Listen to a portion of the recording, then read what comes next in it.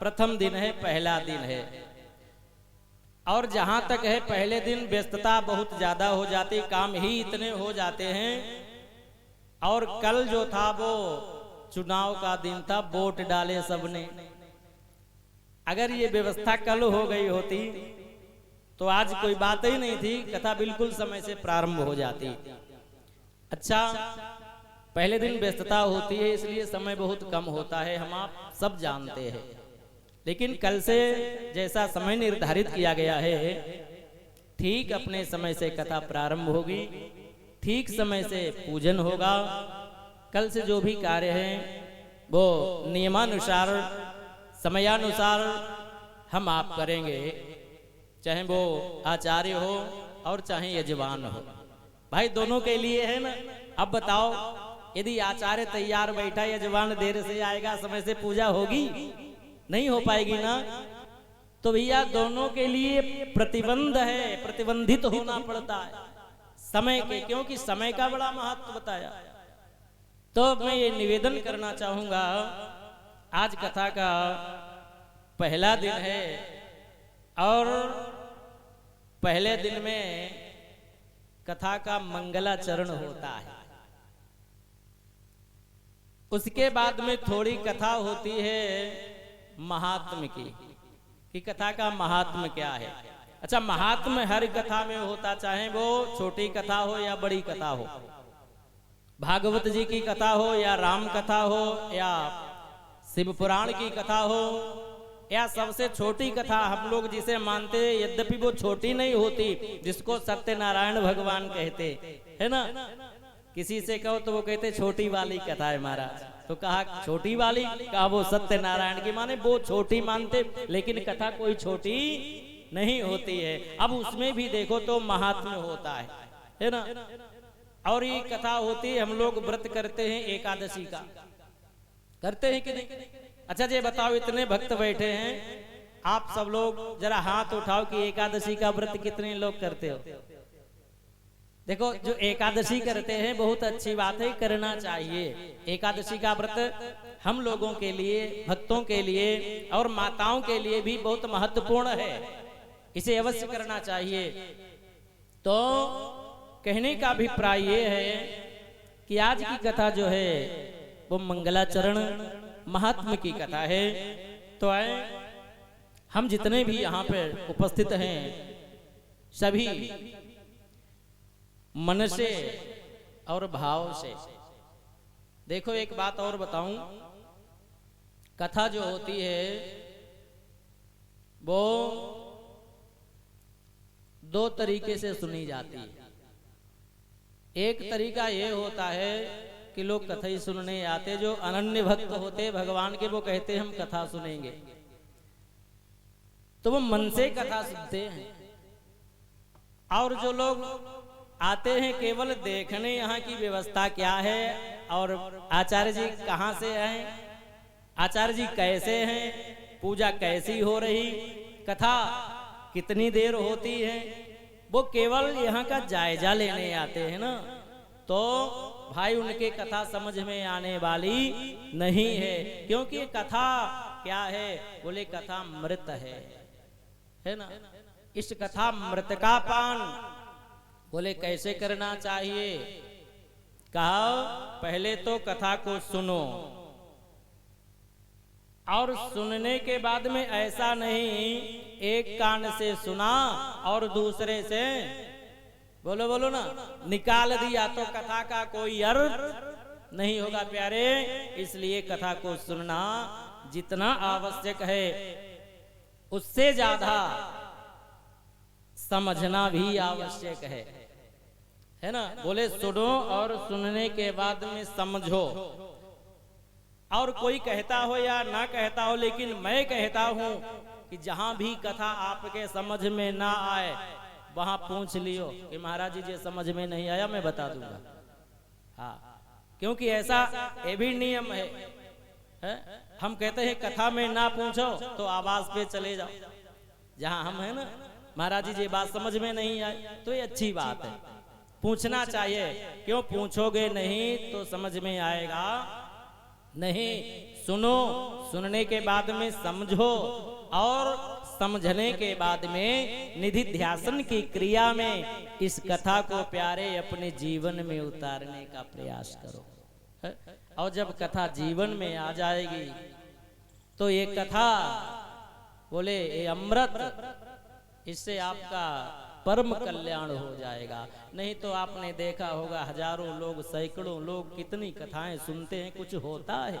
और कुछ ऐसे हैं जीवन में केवल एक बार कथा सुन लेते हैं, उनका परम कल्याण हो जाता है। तो प्यारे मन की बात है, क्यों पता है, 5 ज्ञानेंद्रियों को हम लिए बैठे हैं अपने अंदर। कितनी ज्ञानेंद्रियां हैं बोलो जी परीक्षित?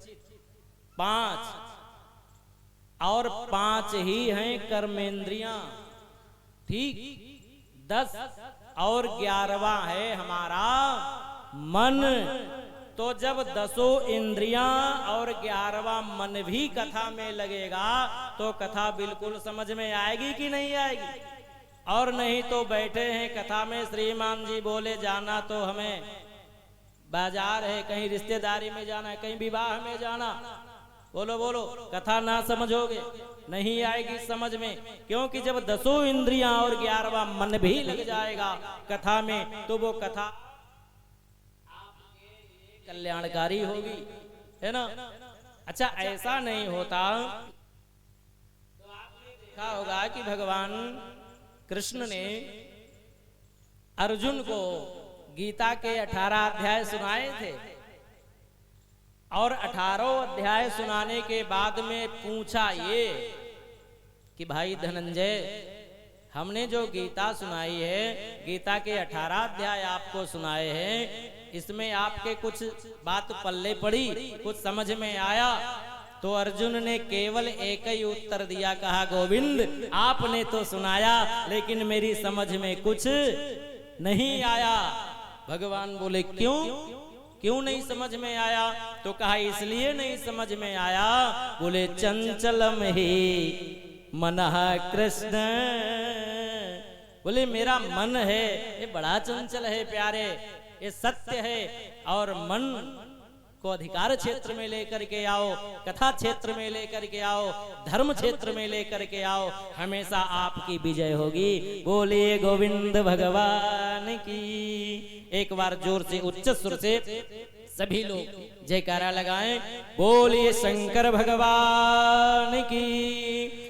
हर हर महादेव, पार्वती पतये नमः। देखो शिव पुराण के अंतर्गत एक सूत्र दिया है व्यास जी ने, मैं आपको बताऊं, मैं पहले दिन से ही बता देता हूं, जहां भी जाता हूं उससे लाभ होता है। लाभ क्या होता है कि हमारे एक दिन के जो किए हुए पाप हैं, दोष हैं, वो सब हमारे दूर हो जाते हैं। मंत्र है शिव महापुराण का, और बीच बीच में मैं चाहूंगा कि आप सब लोग बोल दिया करें उसको, तो बहुत ही अच्छी बात है। मंत्र क्या है, सभी लोग बोल दें एक बार मेरे साथ में, उसके बाद में फिर भगवान का नाम बोलें और फिर कथा में प्रवेश किया जाए, ठीक है। बोलिए गोविंद भगवान की। सभी लोग बोलेंगे ओम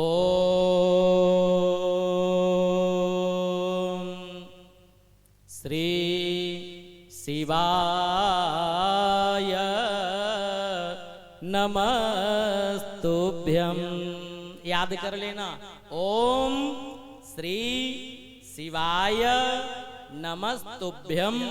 ऐसा मंत्र है कि यदि आप इसका नित्य जप करते हैं, मनन करते हैं, चिंतन करते हैं, तो व्यास जी ने लिखा है शिव पुराण में, इस मंत्र का जो जप करता है उसके दर्शन से भी कल्याण हो जाता है। बोलिए शंकर भगवान की। सभी लोग बड़े भाव के साथ में 2 बार भगवान नाम स्मरण करें, बड़ी मस्ती में, पश्चात भगवान की मंगलमयी कथा में प्रवेश किया जाए। सभी लोग बोलेंगे भगवान का नाम।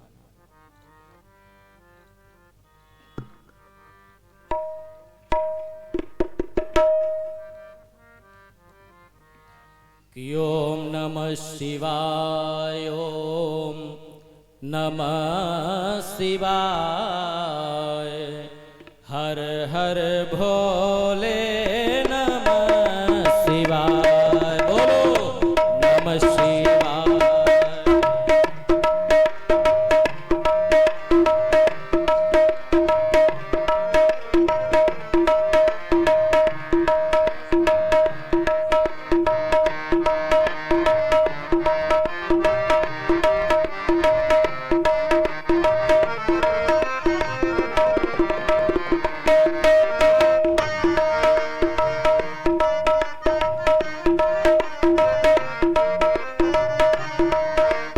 ऐसे नहीं भैया, सभी लोग बड़े भाव से। हाँ जी। नमः शिवाय, ओम नमः शिवाय, हर हर भोले नमः शिवाय। बोलो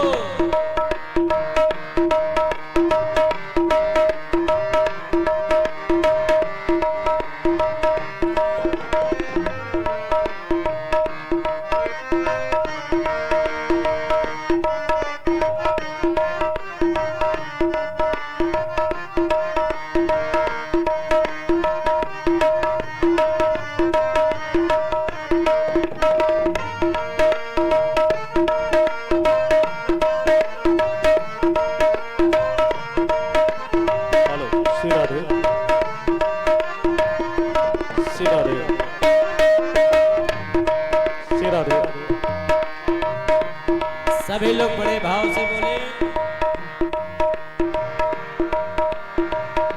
जटा धराए शिव जटा धराए, जटा धराए शिव जटा धराए। बोलो जटा धराए शिव जटा धराए। जटा धराए शिव जटा धराए, जटा धराए जय शिव जय। जटा धराए।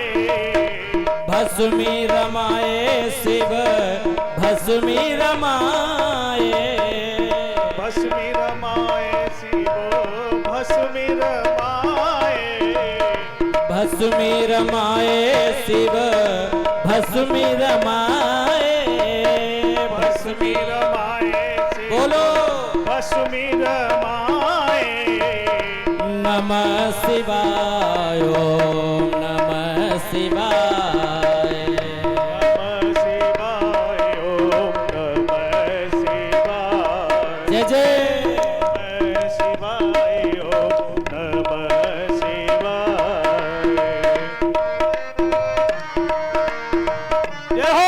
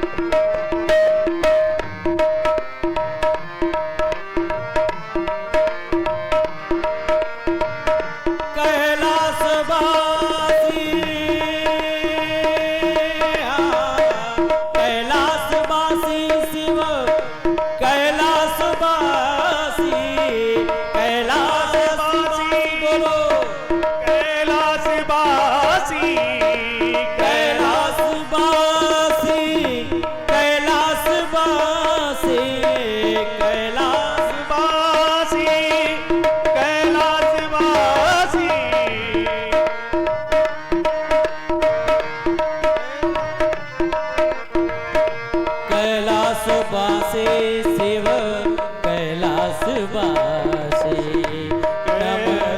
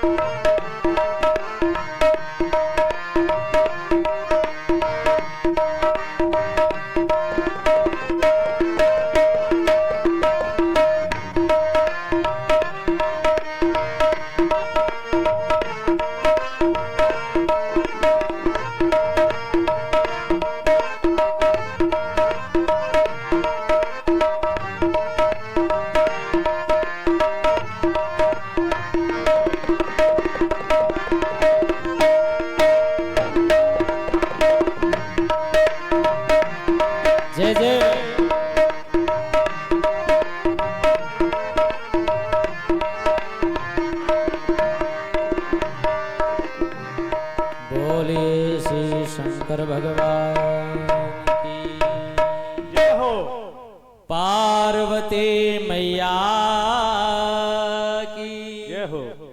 ऐसे जयकारा लगता है। आज तो लगाओ बुलंदी से।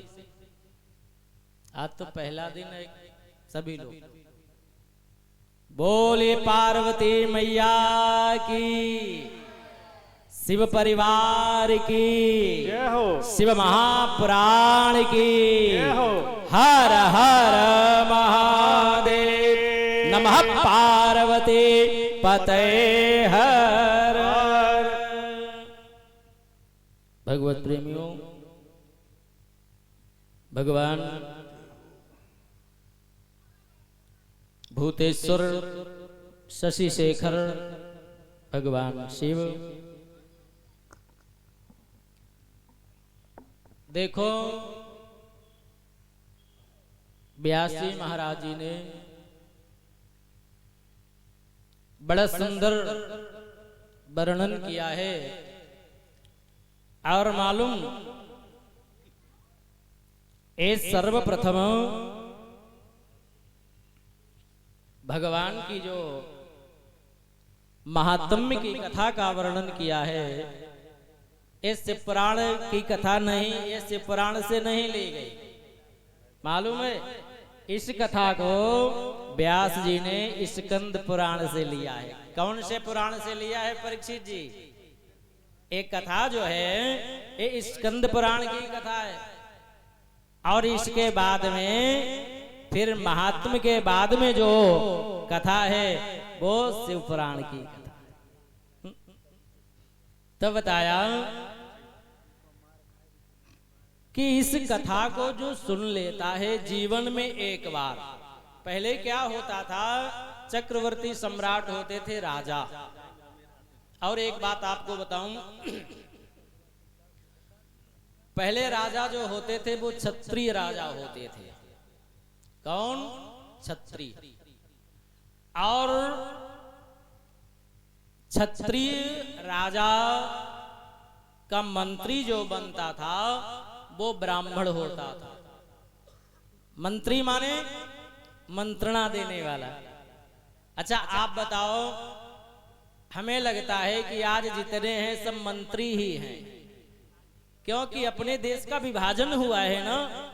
पहले अमेरिका, पाकिस्तान, भूटान, केरल और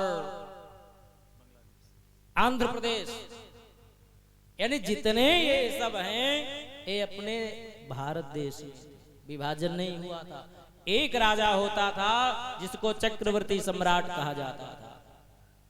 तो वो राजा ही एक ऐसा आयोजन करता था यज्ञ का, कथा का, और प्रजा में जितने लोग होते थे, क्योंकि छोटा काम तो है नहीं, राजा ही कर सकता है। तो उस राजा के द्वारा जब ये किया जाता है आयोजन कथा का, यज्ञ आदि का, तो उसका फल जो है पूरे समाज को मिलता है, जितने हैं सबको। क्यों? वेदों में भी ऐसा ही कहा गया है। बोले एक व्यक्ति यज्ञ करे, एक राजा यज्ञ करावे, एक राजा कथा करावे, लेकिन उसका फल ये हो, उसके फल के प्रभाव से जितने हैं वो सब सुखी हो। बोले सर्वे भवन्तु सुखिनः सर्वे सन्तु निरामयः सर्वे भद्राणि पश्यन्तु मा कश्चित् दुःख भाग् भवेत्। एक आयोजन करने से सभी के दुख दूर हो जाते थे। ऐसा ही ये है शिव पुराण। बोले राजसूयेन यत पुण्यम अग्निष्टोमसतेन च तत् पुण्यम लभते शंभो कथा श्रवण मात्रतः। कथा श्रवण मात्रतः, कथा सुनने मात्र से कितना फल मिलता है बोलो? एक राजसु यज्ञ करने का। तो तो आप लोग अपने को कमजोर ना माने, साधारण ना माने कि ये छोटा आयोजन है या ये कथा छोटी है, ऐसा नहीं। बोले बहुत बड़ा आयोजन है, बहुत बड़ी कथा है। और प्यारे, इस कथा को सुनने मात्र से आप जितने सुन रहे हो ना, तो एक एक राजसूय यज्ञ का फल आप सबको मिलेगा। बोलिए शंकर भगवान की। क्यों, मैं अपनी तरफ से नहीं कह रहा, जो पुराण में लिखा है। हाँ, अब आप विचार कीजिए, ये शिव पुराण नाम का महाग्रंथ, इसमें श्लोक मालूम कितने? 24,000। 24,000 श्लोकों का ये ग्रंथ है। आप विचार करो। अच्छा एक बात बताओ, ऐसे भी देखे हैं विद्वान, कहना नहीं चाहिए, कि जैसे आपने 9 दिवसीय आयोजन किया और पुराण में श्लोक कितने हैं प्यारे? 24,000। ठीक है, तो भैया 24,000 श्लोकों में तो 150 श्लोक तो होना चाहिए कि नहीं है? भागवत जी में 18,000 श्लोक है, लेकिन हम देखते हैं भागवतें होती हैं तो वहां एक श्लोक नहीं होता, केवल चिमटा बजाया जाता है। हाँ। तो भैया ये शास्त्र है, पुराण है, और श्लोक से ही पुराण का श्रृंगार होता है। हाँ। सूत जी महाराज सौनकादिक 88,000 ऋषियों को तीर्थ में एक बड़ी ही पावन और बड़ी पुनीत कथा सुनाई। और मालूम कहा है कि जो ऐसे भक्त हैं जो नित्य भगवान की इस पावन शिव पुराण की कथा को सुनते हैं या पढ़ते हैं या सुनाते या पढ़ते या सुनते, देखो फल उतना ही होता जितना कथा सुनने में और उतना ही कथा सुनाने वाले का। ऐसा नहीं भैया कथा जो सुनाता है उसे पुण्य नहीं मिलता, उसे भी पुण्य मिलता जो कथा सुनाता है, और जो सुनता है उसे भी पुण्य मिलता है। इतना ही नहीं, और जो कथा सुनने के लिए प्रेरित करके लाता है, समझ रहे आप कि भाई वहां कथा हो रही, वहां चलो, कम से कम थोड़ी देर बैठो भगवान की शरण में, कथा सुनो, तो उसे भी पुण्य ही प्राप्त होता। तो बताया कि नित्यम शिव पुराणस्य श्लोकम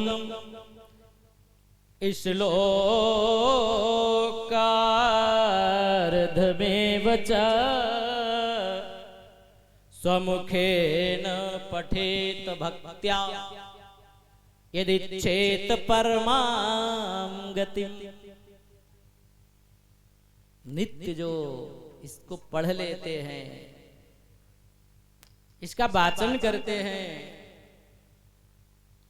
यहां तक कि एक श्लोक पढ़ने वाला जो है पुण्य आत्मा कहा गया।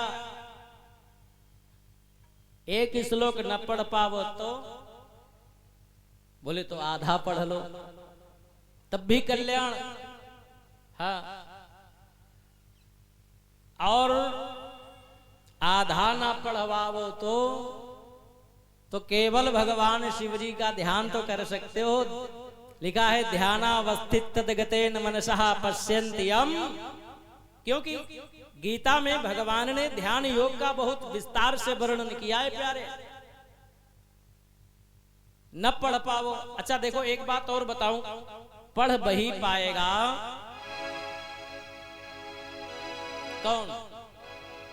जो पढ़ा लिखा होगा, है ना।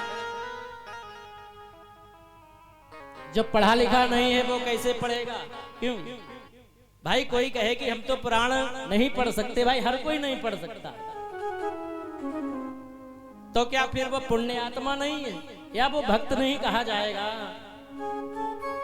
तो यहाँ पर बोले व्यास जी ने कहा यदि नहीं कोई पढ़ पाता है तो एक उपाय है, बोले ध्यान योग, केवल ध्यान करो। ध्यान अवस्थित तद्गतेन मनसः पश्यन्ति यम योगिनो। बहुत सुंदर ध्यान योग का वर्णन किया। और ध्यान के द्वारा भगवत भक्ति को, भगवत तत्व को प्राप्त करो। और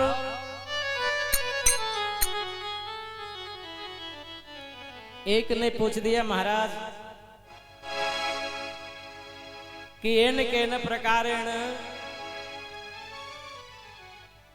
श्लोक पढ़ लिया जैसे तैसे, ध्यान से सुनियो, लेकिन उस श्लोक का अर्थ तो समझ ही में नहीं आया महाराज। अच्छा बताओ तब क्या हमें पुण्य मिलेगा कि नहीं मिलेगा? श्लोक पढ़ लिया लेकिन अर्थ नहीं समझे तो पुण्य मिलेगा कि नहीं मिलेगा? तो भगवान कहते हैं जरूर मिलेगा। क्यों? केवल सुनने में कल्याण है।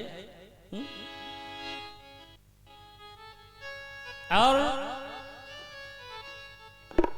जो श्रवण भक्ति है, ध्यान देना, ये पहली भक्ति है। हमारे यहाँ नवदा भक्ति का निरूपण किया गया है और उसमें जो श्रवण भक्ति माने जो हम लोग कथा सुन रहे, एक कौथी भक्ति है बताइयो जरा परीक्षित जी? पहली माने नंबर 1 की भक्ति हुई कि नहीं? अच्छा नंबर 1 की हर चीज अच्छी होती है, देखा जाए लोग कहते देखो जे नंबर 1 की है महाराज, है कि नहीं? अच्छा जब सब चीज नंबर 1 की अच्छी होती है भैया, तो कथा नंबर 1 की काहे नहीं अच्छी होगी? और कथा तब नंबर 1 की होगी, ये भी समझ लो, जिस कथा में बोले भक्ति, ज्ञान, वैराग्य, विवेक की बात होगी। भक्ति ज्ञान विराग तो विवेको वर्धते महान। अब आप विचार करो। तो भक्त ने कहा महाराज जी सुनने में कल्याण, बोले हाँ। क्यों? जब नवदा भक्ति का निरूपण किया है तो बोले श्रवणम पहली भक्ति, और दूसरी बोले कीर्तनम। हम लोग कथा सुनते हैं तो इसीलिए जो व्यास होता है, जो कथा सुनाने वाला, वो हाथ जोड़ के प्रार्थना करता भैया देखो कथा तब सुनाएंगे, पहले भगवान का नाम तो बोलियो। कहता है कि नहीं? पहले भगवान का बोले नाम बोलो। अब आप विचार करो, बिना नाम के कल्याण है? तो भैया ये नाम बड़ा विचित्र है और नाम की महिमा बहुत बड़ी बताई गई है। तो सब लोग बड़े भाव से, दो बोर अच्छे मन से, भाव से नाम बोलो। क्यों? नाम की बड़ी महिमा। जो काम राम नहीं कर सकते, जो काम भगवान विष्णु से नहीं हो सकता, जो भगवान हरि से नहीं होता है, जो महादेव भी नहीं करते हैं, वो बोले इनके नाम में बल है, इनके नाम का प्रभाव है, वो काम जरूर होगा। क्योंकि लिखा है रामायण में भी गोस्वामी जी ने, आप सब लोग मानस का अध्ययन करते हैं, पढ़ते भी होंगे।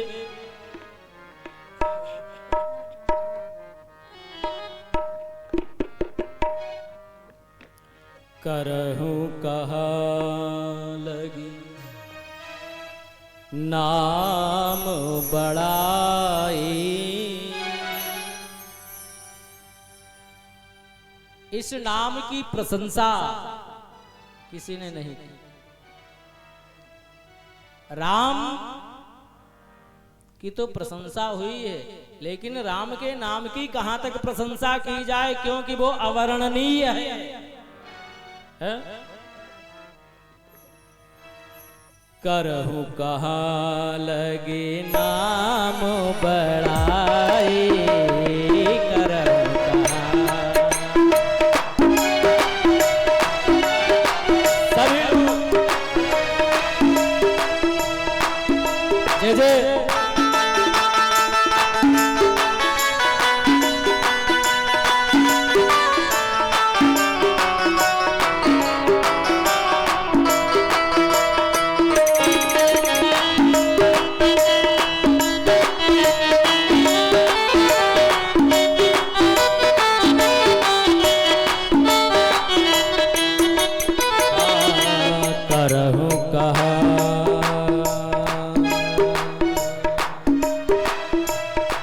करहु कहाँ लगे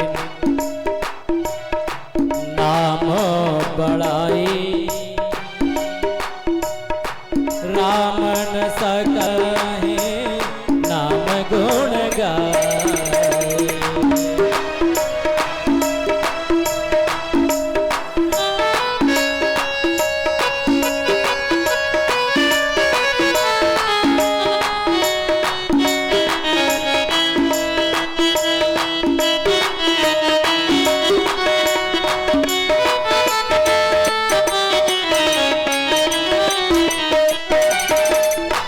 करहु कहाँ लगे नाम बड़ाई, राम न सकहि नाम गुण गाई।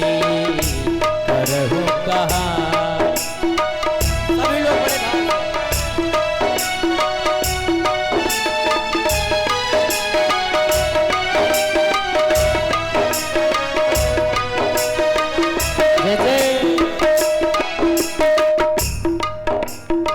सभी लोग बोले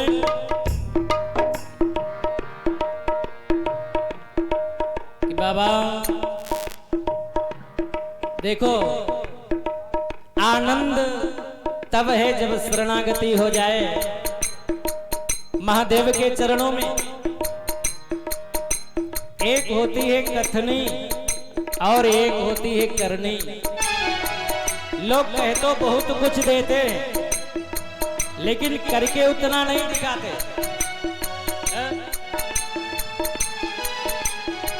कहना है बाबा ए नाथ, विश्वास नहीं है तो महादेव विश्वास है ना? क्यों? भगवान कहते हैं अहम भक्ता पराधीनो। संसार में भगवान किसी के अधीन नहीं हुए महाराज, और अधीन हुए तो केवल अपने भक्त के। बोलो, इसके अलावा किसी को नहीं मानो। तो विश्वास नहीं है तो ए बाबा, विश्वास नहीं है तो कोरे कागज पे लिखवा ले। विश्वास नहीं है तो कोरे कागज पे लिखवा ले। जीवन तेरे हवाले बाबा, जीवन। बोलो, हाँ जीवन तेरे हवाले बाबा, जीवन तेरे हवाले। जय जय।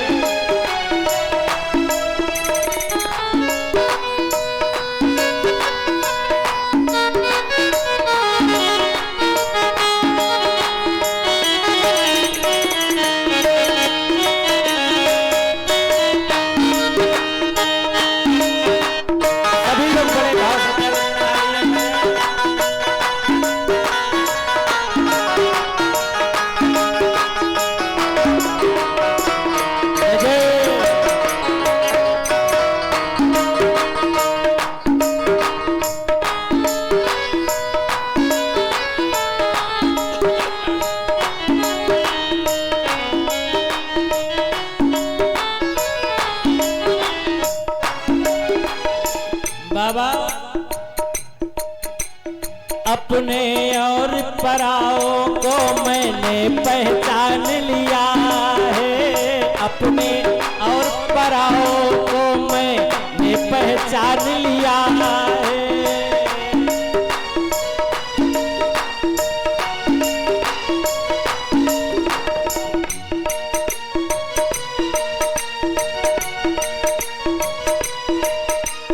तो ही भरोसे के लायक है, तन मन सौंप दिया है। तो ही भरोसे के लायक है, तन मन सौंप दिया है।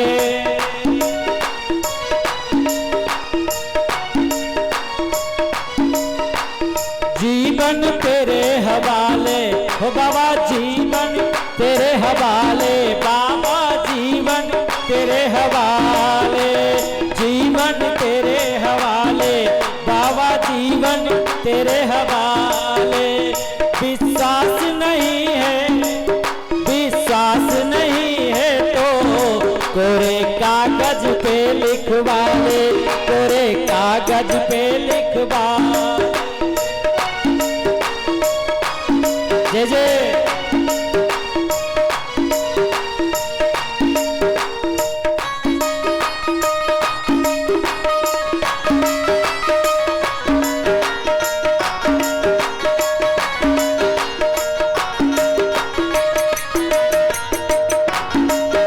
सभी लोग तालियां बजाओ बड़े भाव से। और दर दर की ठोकर खाना अब हमने छोड़ दिया है। दर दर की ठोकर खाना अब हमने छोड़ दिया है।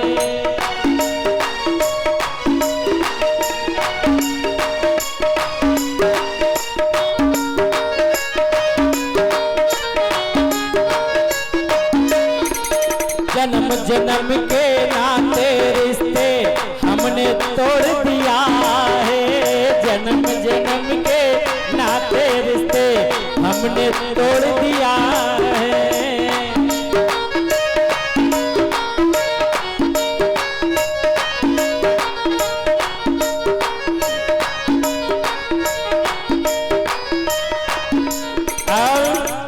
लेकिन बाबा ए रिश्ता कभी न टूटेगा,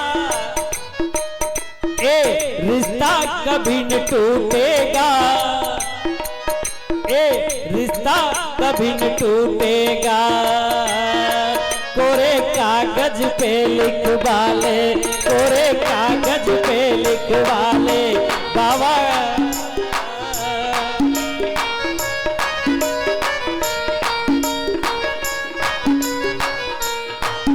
जय जय।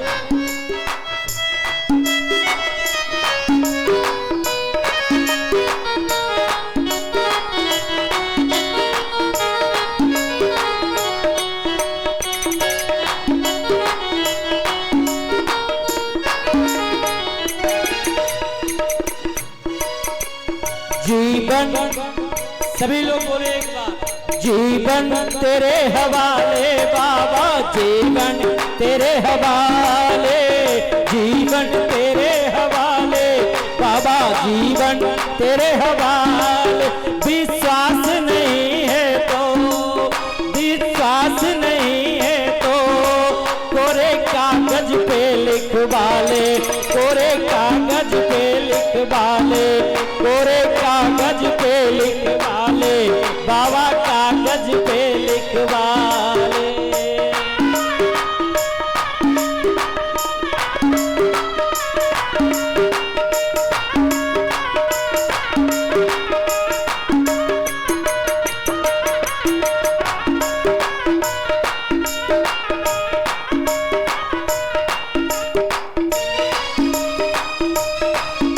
जय जय।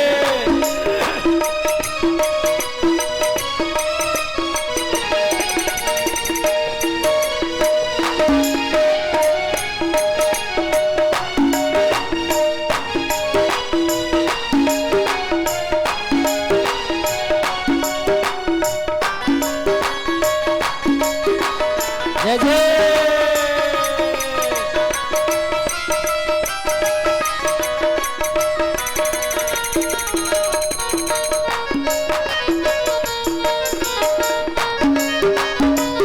जय जय।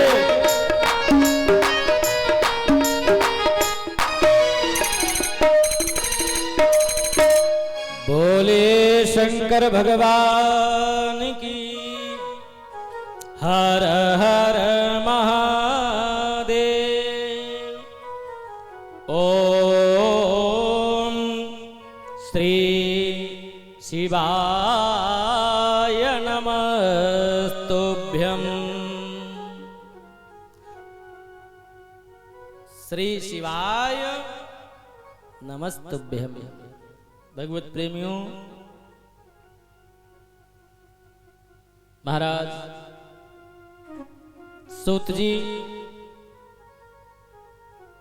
ये पावन कथा सौनकादिक 88,000 ऋषियों को सुना रहे।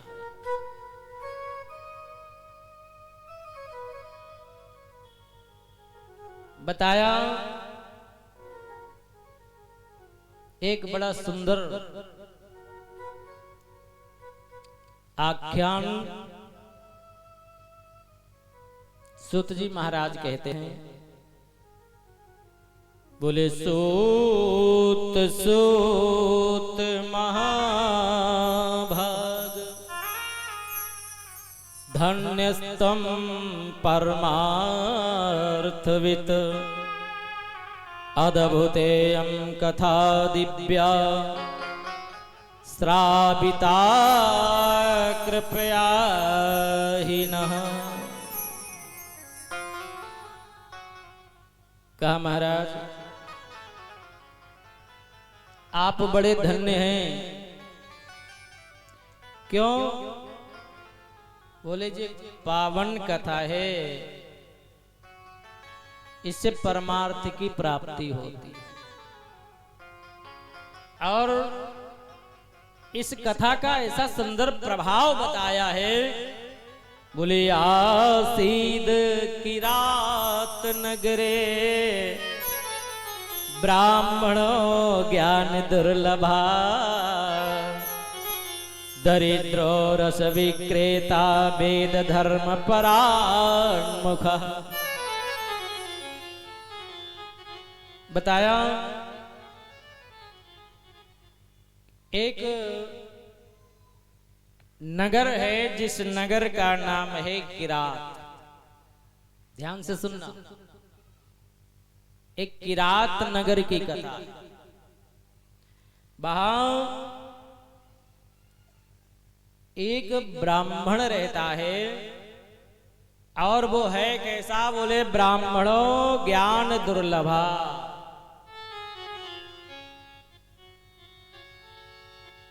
ऐसा ब्राह्मण बोले दरिद्रो रस विक्रेता, वेद धर्म परान्मुख। वेद पाठी ब्राह्मण है और काम क्या करता है? बोले रस विक्रेता। समझ गया?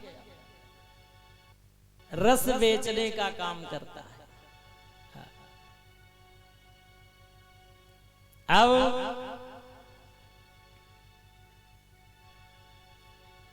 दरिद्री, लेकिन वेद परान्मुख,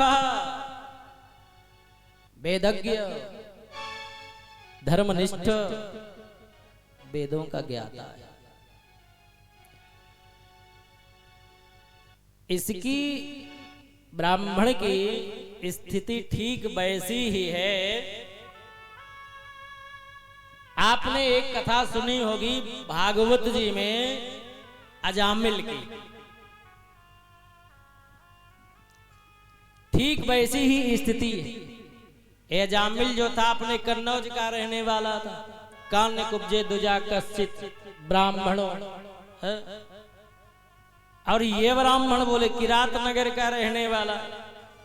जे भी विद्वान है वेद पाठी और जे भी ब्राह्मण है वेद धर्म परान्मुख। अब एक दिन यह ब्राह्मण गया तालाब पर, घूमते घामते पहुंच गया। वहां इसने एक वेश्या को तालाब में स्नान करते देख लिया। ध्यान से सुनना। देखो आपको बताऊं, अजामिल भी बहुत वेद पाठी ब्राह्मण था, धर्मनिष्ठ वेद ज्ञाता था, लेकिन इतना पूजा पाठ करने वाला ब्राह्मण, और उसे दोष लगा। क्यों? वो भी जंगल में समिधा लेने के लिए, पुष्प लेने के लिए गया था, और जंगल में एक वैश्या को किसी अन्य पुरुष के साथ में विहार करते हुए देखा।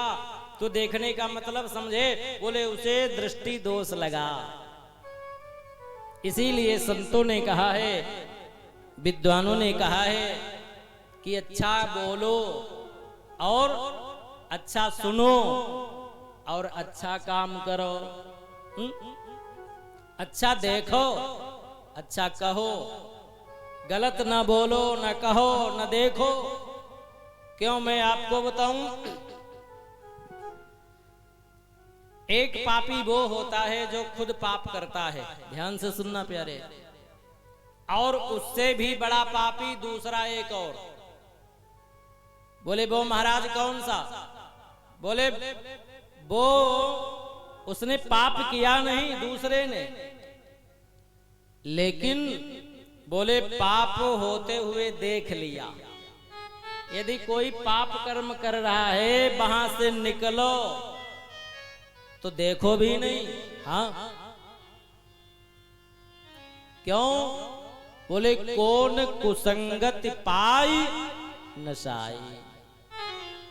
सत्संग का जितना बड़ा प्रभाव है, सत्संग में चाहे मन से आओ, चाहे बेमन से आओ, चाहे किसी के कहने पर आओ, कथा सुन लो तो समझ लो राजसूय यज्ञ न है, राजसूय यज्ञ का फल आपको मिलेगा। तो भैया वैसे ही यदि कोई पाप करता है, कोई पाप करने वाला व्यक्ति है और कहीं पर कोई पाप हो रहा, तो उसे देखो मत।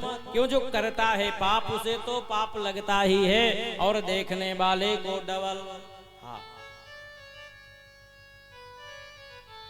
है कि नहीं? तो भैया मत देखो। अच्छा, तीसरा पापी एक और महाराज। बोले वो कौन? तीसरा पापी वो जिसने न पाप किया और न पाप देखा। ठीक? बोले फिर ऐसे उसने पाप करने की सलाह दी आपको, भैया चलो ठीक है करो। माने सलाह देने वाला भी कौन हुआ? बोलो परीक्षित। पापी। हाँ, गलत काम के लिए जो सलाह दे, राय दे। अच्छा, चोरी की नहीं, लेकिन चोरी करने की राय दी। चलो, राय देने वाला, सलाह देने वाला, सलाहकार तीसरे नंबर का पापी। ठीक? तो भैया ये जो ब्राह्मण है, इसने एक वैश्या को स्नान करते हुए देखा। बोले वेश्याम शोभावतीम नाम दृष्ट्वा तत्राति विह्वला।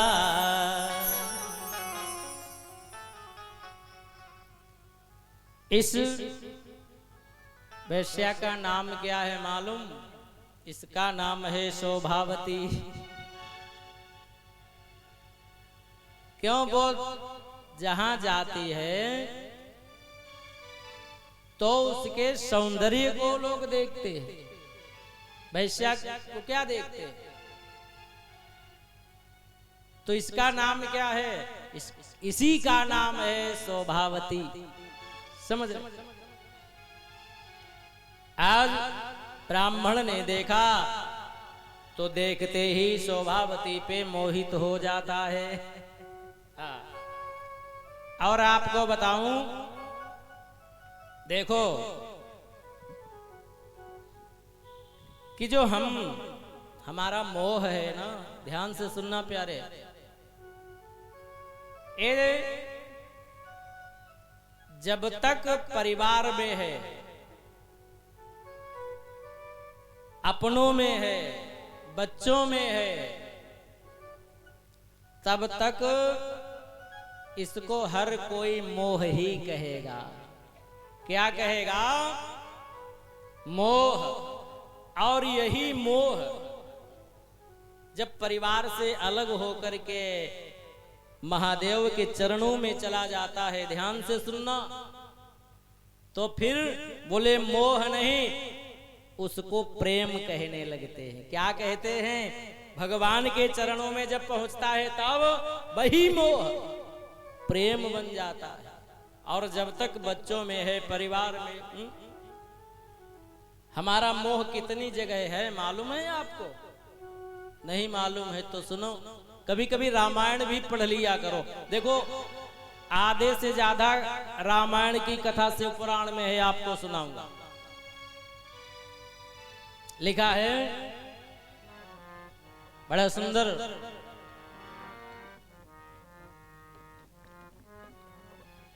कि जननी जनक। हमारा मोह कहां कहां है, ध्यान देना।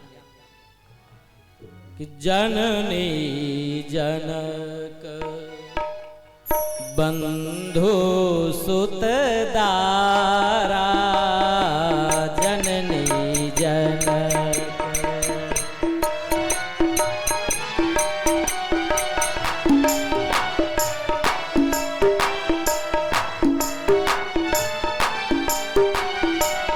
जय जय, सभी लोग बोले।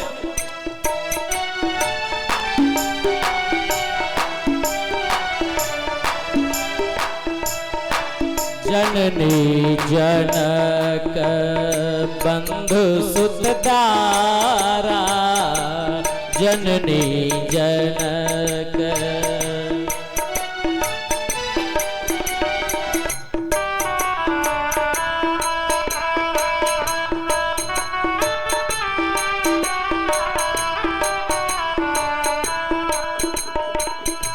जननी जनक बंधु सुत दारा, जननी जनक बंधु सुत दारा।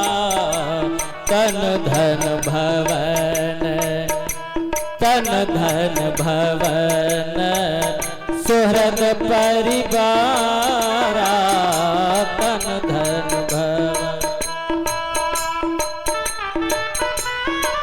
जय जय।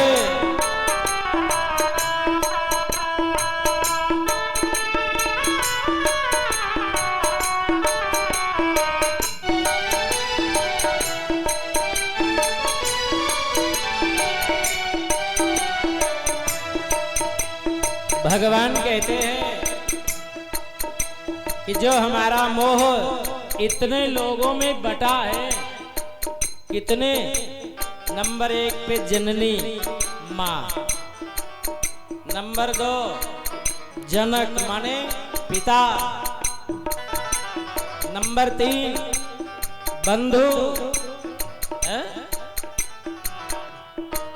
जननी जनक बंधु, सुत माने पुत्र। सबसे ज्यादा पिता का मोह किसमें होता है बोलो?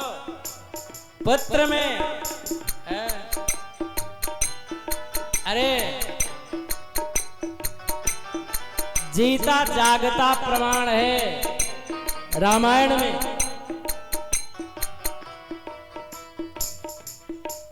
राम बन न जाते तो दशरथ मरते। और आपको बात बताऊं प्यारे, इस पृथ्वी पर ब्रह्मा की संपूर्ण सृष्टि में पिता तो बहुत हुए, पता नहीं कितने पिता, लेकिन चक्रवर्ती सम्राट महाराज दशरथ के जैसा पिता न हुआ, न है और न भूतो न भविष्यति। पिता तो बहुत हुए। जननी जनक बंधु सुत दारा,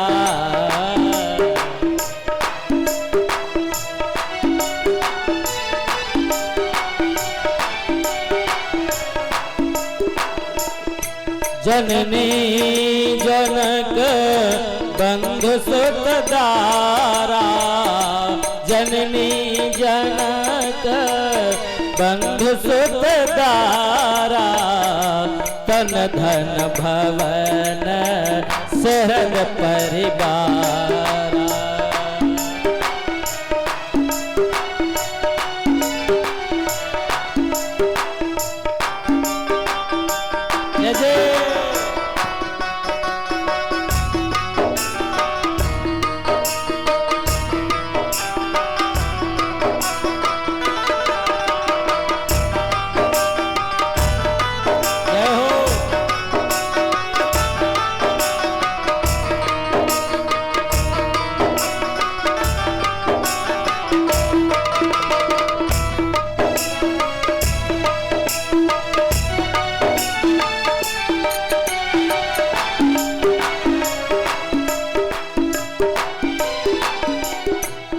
भगवान कहते हैं देखो भाई, इतने लोगों में आपका मोह है तो एक काम करो। भक्त ने कहा प्रभु क्या? भगवान कहने लगे ये जहां जहां भी मोह बांट दिया है, ये सबका सब मेरे पास लेकर के आओ। सबके ममता ताग बटोरी, सबके ममता ताग बटोरी,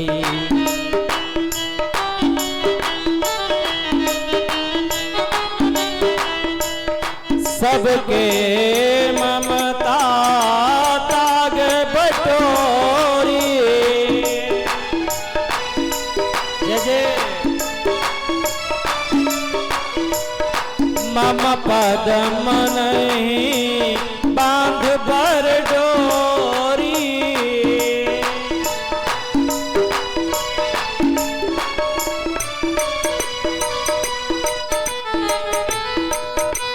जय जय।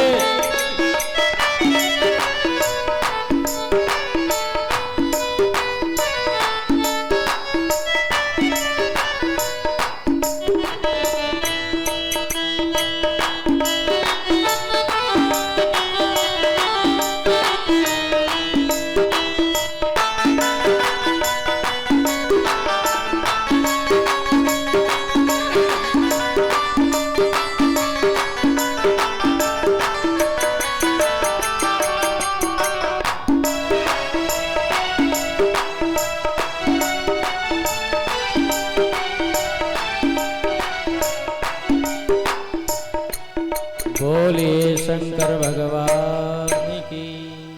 अच्छा जयकारा जोर से लगाइए सब लोग। बोलिए शंकर भगवान की। थोड़ा सा बोली हर हर महादेव। पार्वती पतये नमः। कहने का अर्थ है भगवत प्रेमियों, भक्त के लिए यदि जीवन में सबसे ज्यादा घातक और हानिकारक है तो क्या है मालूम? मोह। ठीक ठीक। आज मोह हुआ तो किससे? बोले वेश्या से। समझ गए? आज धीरे धीरे स्थिति ये हुई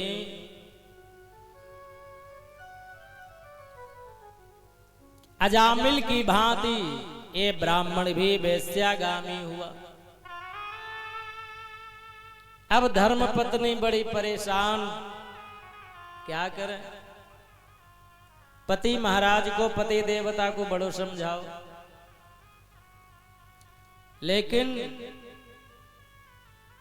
देखो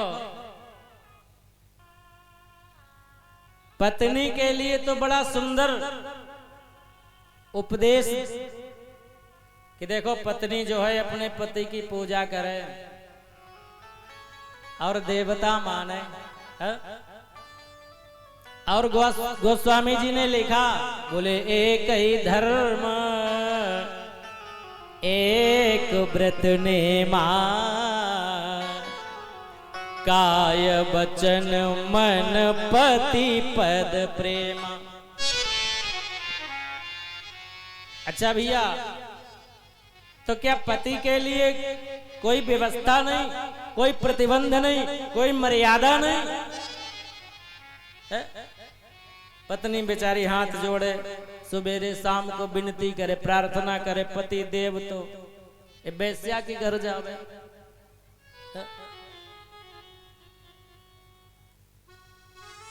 पति के लिए भी हमारे यहाँ शास्त्रों में लिखा है, पुराणों में लिखा है, बोले मात्रवत परदारेश। संसार में जितनी भी देवियां हैं, ये सब कैसी हैं, इनको किस रूप में देखना चाहिए? बोले मां के रूप में। बोलो, मात्रवत, केवल अपनी ही पत्नी को पत्नी के रूप में देखो। और संसार में जितनी है वो कौन है? बोले मां। तो भैया यदि ऐसा नहीं होता है, देखो धर्म एक से नहीं संभव, आप खूब समझ लो। पत्नी का धर्म यदि यह है कि वो पति को देवता माने, तो पति का भी धर्म है कि वो पत्नी को अपने घर की लक्ष्मी माने। बोलो भाई। और लिखा है पुराण में, मालूम, बोले यत्र नारी सुपूजन्ते रमन्ते तत्र देवता। जिन घरों में माताओं का, बहनों का सम्मान होता है, मान किया जाता है, तो उस घर में फिर लक्ष्मी हमेशा वास करती है। और जिन घरों में एक दूसरे का सम्मान नहीं करते, बड़े छोटे का मान नहीं करते, कलह क्लेश होता है,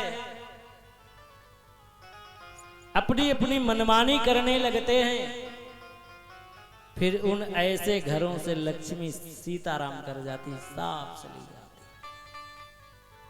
तो क्यों? देखो लक्ष्मी जी की दो बहनें हैं, मालूम? एक का नाम है दरिद्रा और एक का नाम है निद्रा। आया समझ में?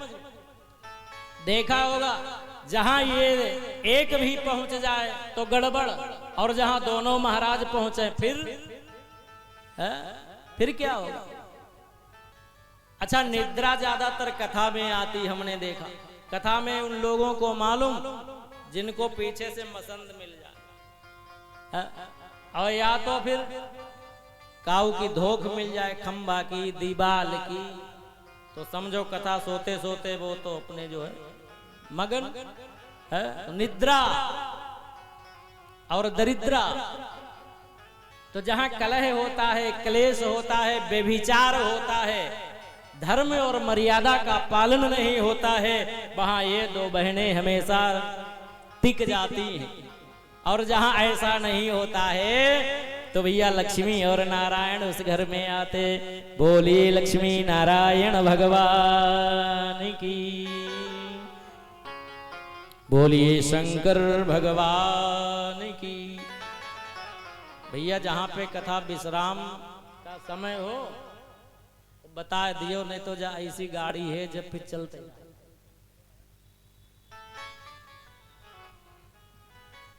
बजे कही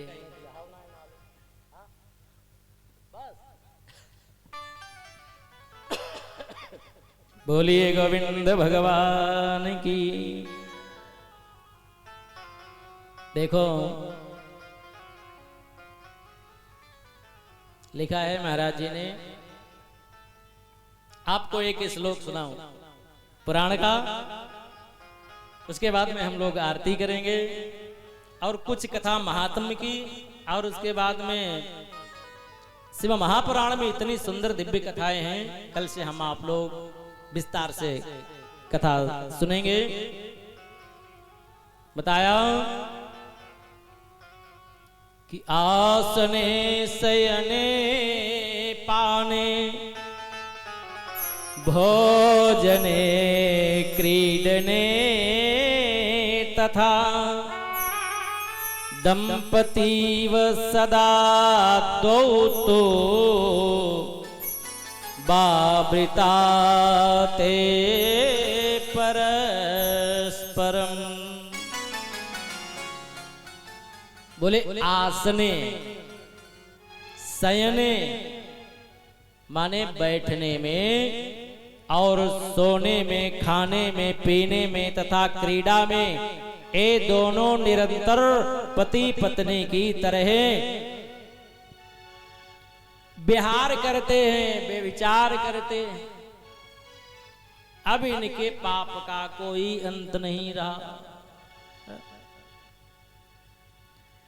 अब मन में विचार किया, पत्नी ने कि अब हम क्या करें। जब पति ने अपना धर्म छोड़ दिया, अब पत्नी को कोई दोष दे सकता है? बोले कहां तक धैर्य धारण करें। पत्नी ने भी अपने धर्म को छोड़ दिया। आज इस ब्राह्मण की पत्नी भी व्यभिचारिणी हो गई।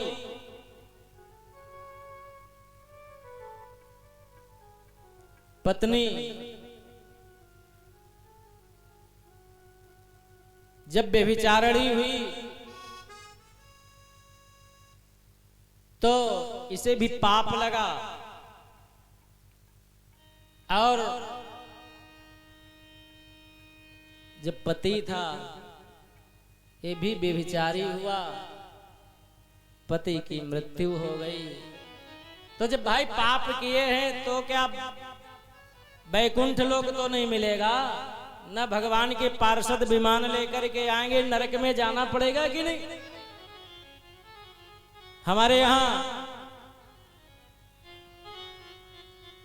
84 नरकों का वर्णन है। कितने नरक होते हैं बोलो? 84। और योनियां कितनी है? बोले 84 लाख। और ये मनुष्य का जन्म, मानव का शरीर तब मिलता है जब हमारे देवलोक के पुण्य समाप्त हो जाते। क्यों? देखो जो मनुष्य हम लोग हैं ना, इतना पुण्य करते, इतना पुण्य करते हैं, जब उसके पुण्य बहुत अधिक हो जाते हैं, बहुत ज्यादा मात्रा में, तो फिर वही मनुष्य देवलोक में देवता बनते। अच्छा देवता कहां से आए? किसी से पूछ दिया जाए कि देवता कहां से आते महाराज, तो न तो वो ऊपर से टपक जाते हैं और न जमीन से निकलते। जो मनुष्य हैं ये साधना करते हैं, तपस्या करते हैं, भजन करते हैं, तो यही तो मनुष्य देवता बनते। हाँ? और फिर जब इन देवताओं के पुण्य छिन्न हो जाते हैं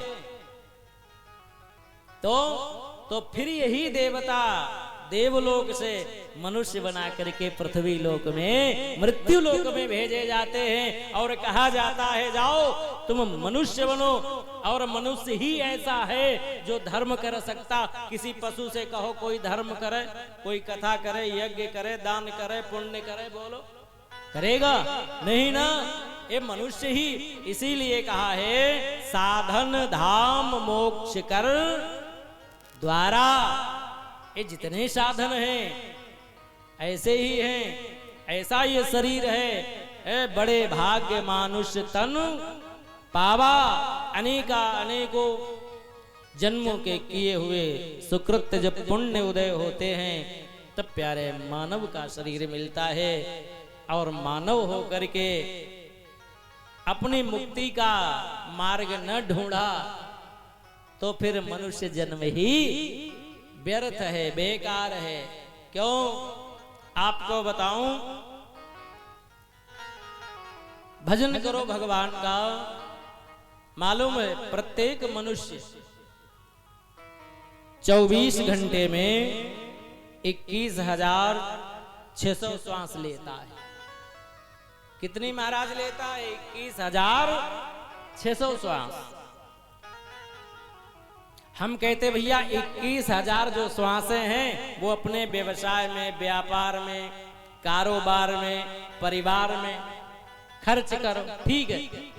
लेकिन जो 600 श्वास है तो भैया उतना तो राम नाम जप लो।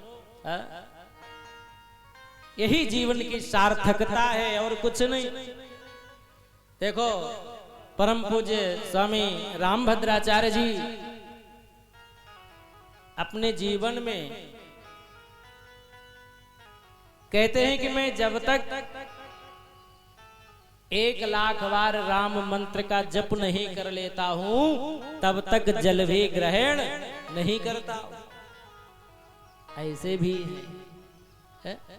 हम कहते हम 1,00,000 बार नहीं, जो समय हो बोले 1 घड़ी आधी घड़ी और आधियों में पुनियाद तुलसी संगत साधु की हरे कोटि अपराध।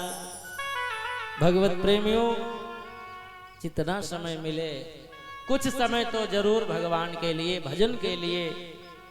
हम गृहस्थ हैं, परिवार है, सब कुछ है, तो आधा घंटा, 1 घंटा, 10 मिनट, 5 मिनट नियम बना लो। उतना भगवान का भजन करो, उतने में कल्याण हो जाएगा। और आपको एक बहुत बढ़िया बात बताऊंगा, आज याद आ गई, ध्यान से सुनना। आप यदि 5 मिनट और 10 मिनट भी भजन न कर पाओ भगवान का, समझ में आ रहा कि नहीं? कोई बात नहीं,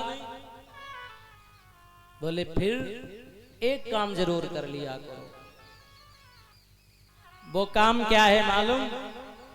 सवेरे स्नान करो और स्नान करने के बाद में हम लोग हैं अपने घर में भी एक पूजा घर बना के रखते है ना।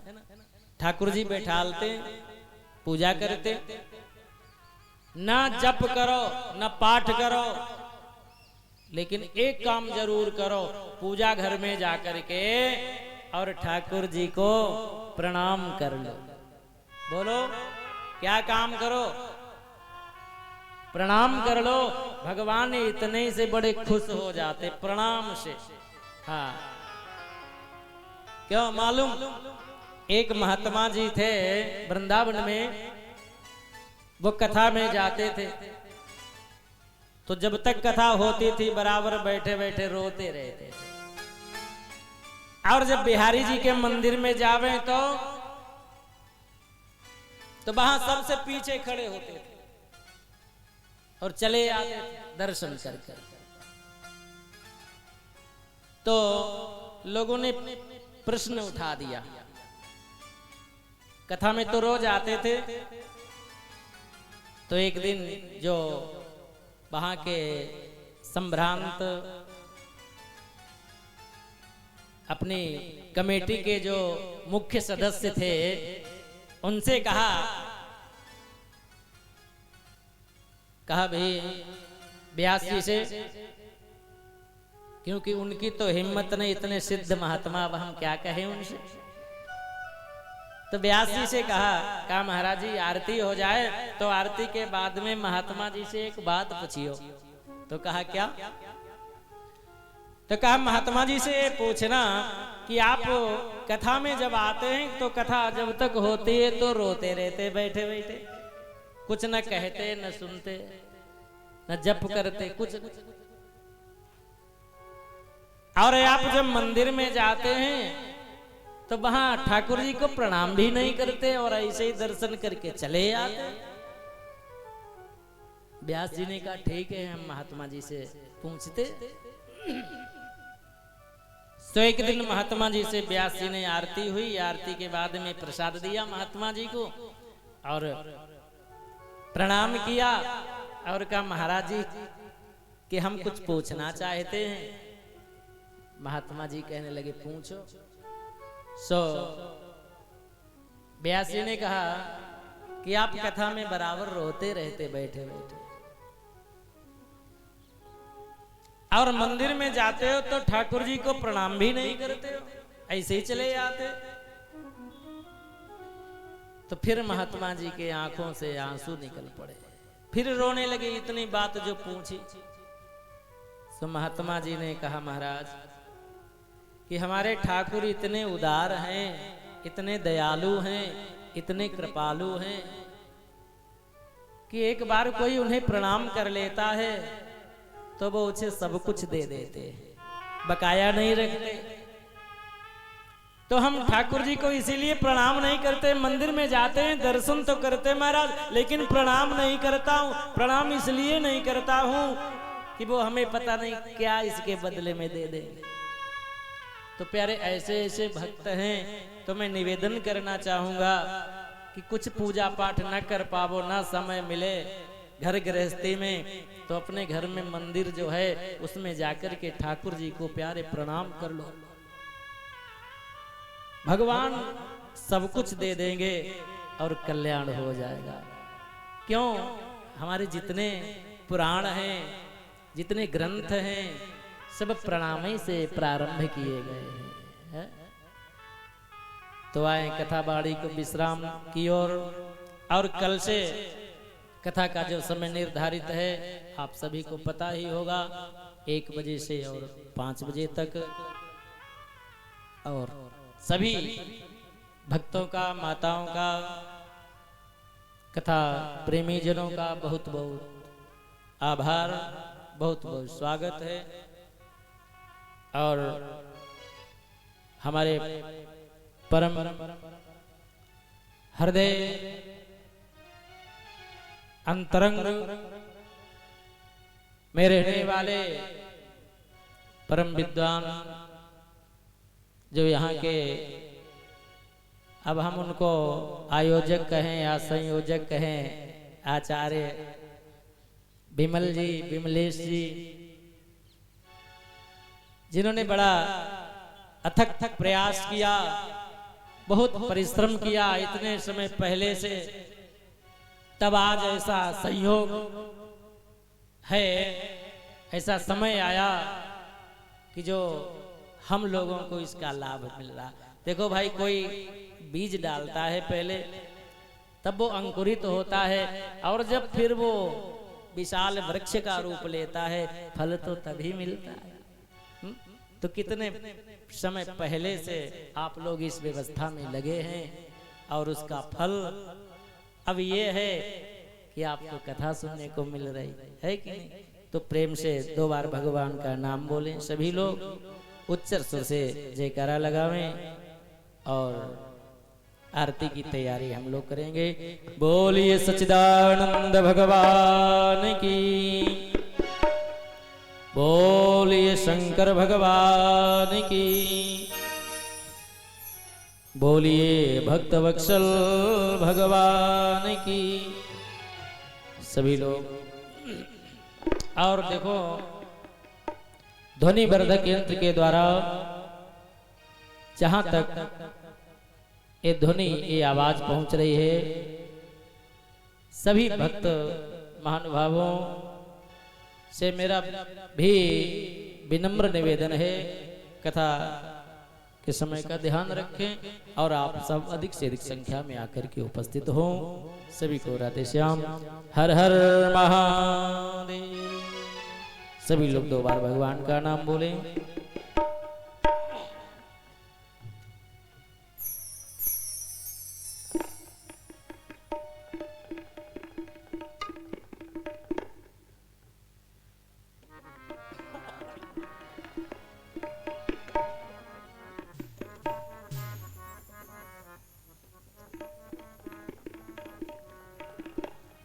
बोलिए शंकर भगवान की।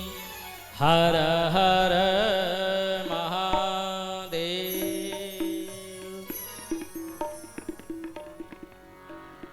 सभी लोग बोले भगवान का नाम।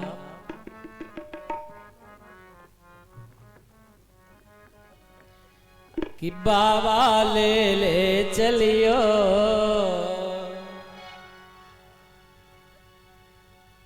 कि बाबा ले ले चलियो,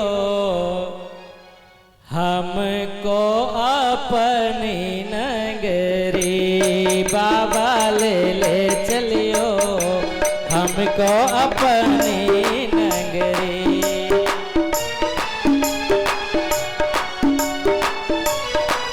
सभी लोग बोले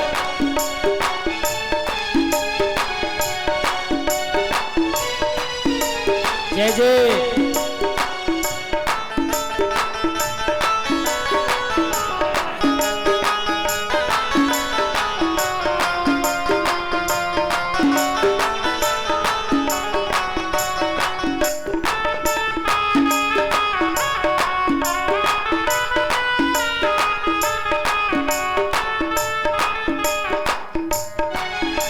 सभी लोग बड़े भाव से बोले अपनी नगरी हो, अपनी नगरी हो, अपनी नगरी हो, अपनी नगरी। बाबा ले ले चलियो, हमको अपनी नगरी।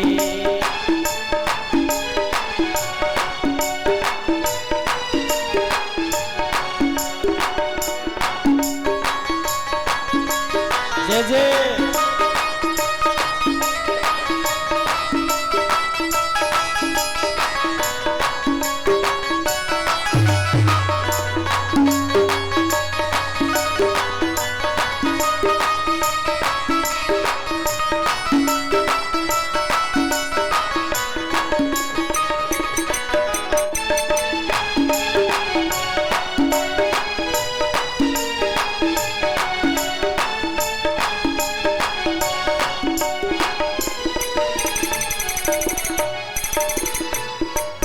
बाबा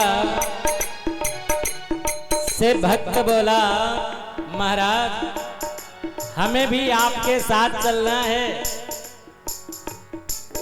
महादेव कहने लगे तुम्हारा क्या काम है भाई है? तो मालूम भक्त क्या कहता है? प्रभु अंगना बहारब बाबा घर बहारब, अंगना बहारब बाबा।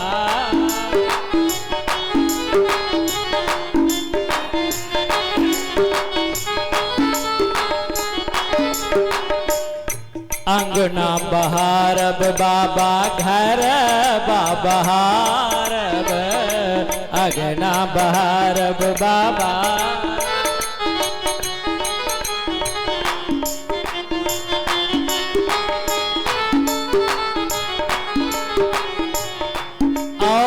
बहारब बाबा और बहारब बाबा मैं डेहरी हो, और बहारब बाबा मैं डेहरी। बाबा ले ले चलियो, हमको अपनी नगरी। बाबा ले ले चलियो, हमको अपनी नगरी।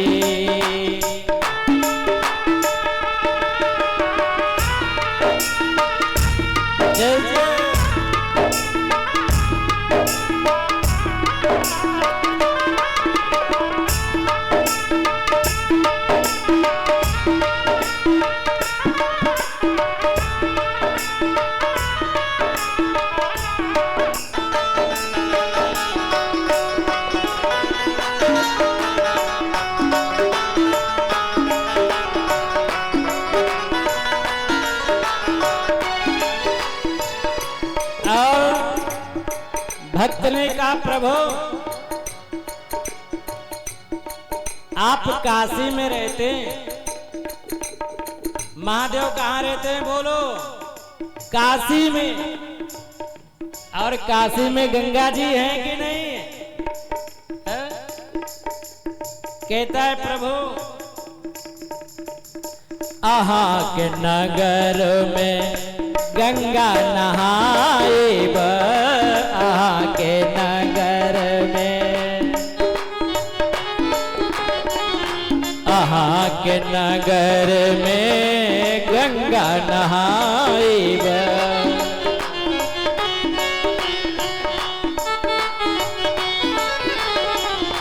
जल भरिया नब, जल भरिया नब भरी गगरी हो, जल भरिया नब भरी गगरी, बाबा ले ले चलियो हमको अपने नगरी, बाबा ले ले चलियो हमको अपने नगरी।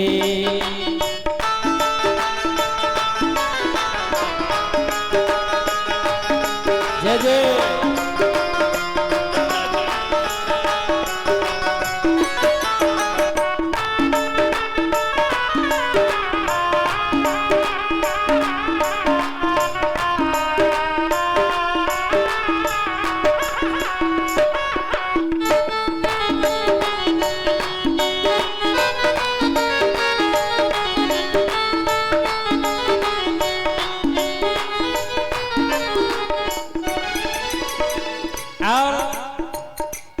एक बड़ी अच्छी बात बोले, मालूम का प्रभु आपका परिवार बहुत सुंदर है? भोले बाबा का परिवार जैसा है संसार में किसी का परिवार है बोलो? नहीं। कार्तिक गणपति मैं गोद खिलाइब, कार्तिक गणपति में गोद खिलाइब।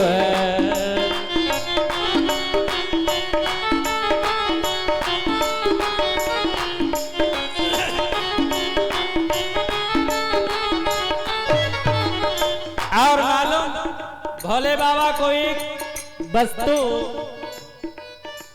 बहुत ही प्रिय है, मालूम है क्या? बोले महादेव भांग खूब छान है। क्या खाएं बोलो? भांग है? देखा होगा जब महाशिवरात्रि में कितने कहते हैं भैया थोड़ी ठंडाई बनेगी। क्यों महाराज? महाशिवरात्रि पे हमारे भक्त क्या पूछते हैं आपसे? महाराज ठंडाई बनेगी? ऐसे महादेव कहा प्रभु कार्तिक गणपति गोद खिलाइब, कार्तिक गणपति, कार्तिक गणपति गोद खिलाइब।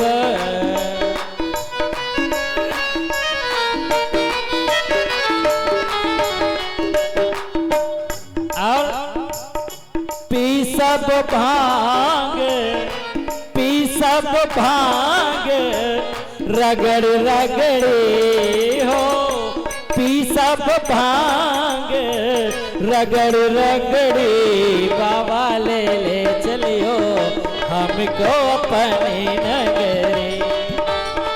जय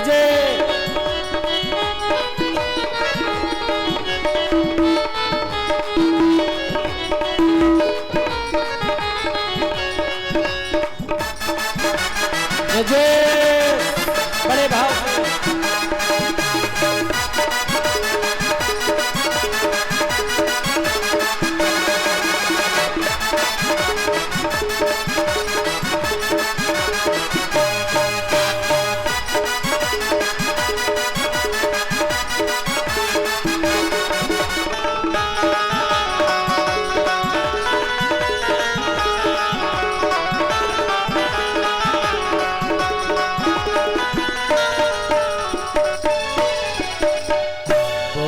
शंकर भगवान की। देखो जे आए थे जे कौन थे मालूम? परीक्षित जी समझ गए। हाँ भाई ये तो इनके गण है ना भैरव जी महाराज, तो भाई सब आवेंगे कथा में, इनका पूरा परिवार आएगा। तो कथा प्रारंभ हुई। हाँ इनके परिवार में देखो गण है, नंदी, वीरभद्र, डाकिनी, योगिनी, सब यहाँ पधारेंगे। बोलिए शंकर भगवान की। हर हर महादेव, नमः पार्वती पतये हर हर। आए सभी लोग यथा स्थान पर उठ करके खड़े हो जाएं और आरती करेंगे।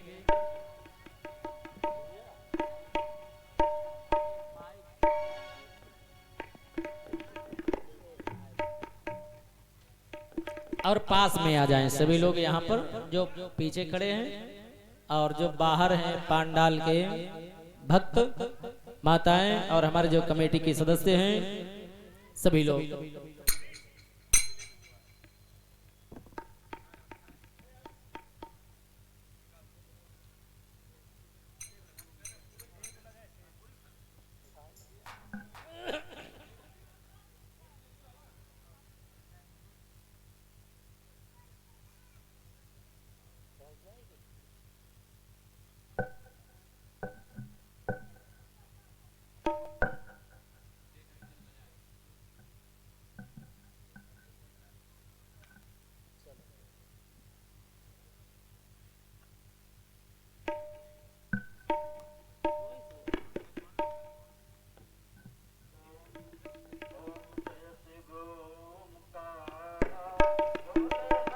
शिव ओंकारा ब्रह्मा विष्णु सदा शिव, भोले भोले नाथ महाशिव। अर्धांगी धारा ओम हर हर हर महादेव। एकानन चतुरानन पंचानन राजे, प्रभु पंचानन राजे। हंसासन गरुणासन, हंसासन गरुणासन। इस वाहन साजे ओम हर हर हर महादेव। दो भुज चार चतुर्भुज, दस भुज ते सोहे, प्रभु दस भुज ते सोहे। तीनों रूप निरखता त्रिभुवन जन मोहे। ओम हर हर हर महादेव। अच्चमाला बनमाला मुंडमाला धारी, प्रभु मुंडमाला धारी। चंदन मृग मद सोहे, चंदन मृग मद सोहे। बोले शुभकारी ओम हर हर हर महादेव। कर के मध्य कमंडलु, चक्र त्रिशूल धरता, प्रभु चक्र त्रिशूल धरता। जग करता जग हरता, सुख करता दुख हरता। जग पालन करता ओम हर हर हर महादेव। श्वेतांबर पीतांबर बाघांबर अंगे, भोले बाघांबर अंगे। सनकादिक ब्रह्मा ब्रह्मादिक सनकादिक ब्रह्मादिक भूतादिक संगे ओम हर हर हर महादेव। ब्रह्मा विष्णु सदा शिव जानत अविवेका प्रभु जानत अविवेका। प्रणवाक्षर के मध्य ओंकाक्षर के मध्य ये तीनों एका ओम हर हर हर महादेव। काशी में विश्वनाथ विराजत नंदी ब्रह्मचारी प्रभु नंदी ब्रह्मचारी। नित उठी भोग लगावत शिव जी के दर्शन पावत महिमा अति भारी ओम हर हर हर महादेव। त्रिगुण स्वामी की आरती जो कोई जन गावे भोले प्रेम सहित गावे शंभु भक्ति सहित गावे। कहत शिवानंद स्वामी मन भजत हरिहर स्वामी मनवांतित फल पावे ओम हर हर हर महादेव। जय शिव ओंकारा बोले हर शिव ओंकारा शंभु भज शिव ओंकारा मन रट शिव ओंकारा।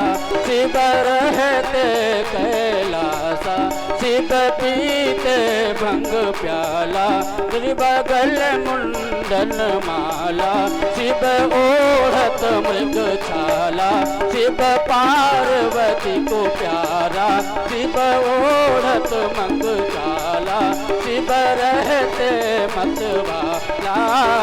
जटा में गंग विराजत भाल में चंद विराजत आसन मृग काला ओम हर हर हर महादेव। कर्पूर गौरम करुणावतारम संसार सारम भुजगेन्द्रहारम सदा वसंतम हृदयारविंदे भवं भवानी सहितं नमामि।